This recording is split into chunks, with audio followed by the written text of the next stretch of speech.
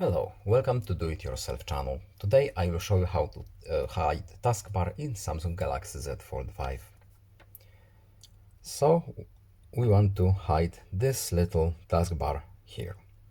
So we have to go to settings, like we have it here, then display, and we're looking for taskbar options here. Taskbar is on. To hide it, we simply uncheck this box and our taskbar is gone. To turn it on, we simply check it back again and we have our taskbar back on.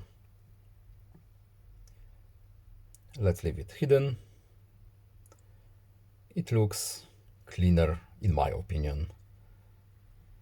And that's it. I hope this video was helpful to you. Please leave a like and subscribe. Have a nice day and see you in the next video. Goodbye.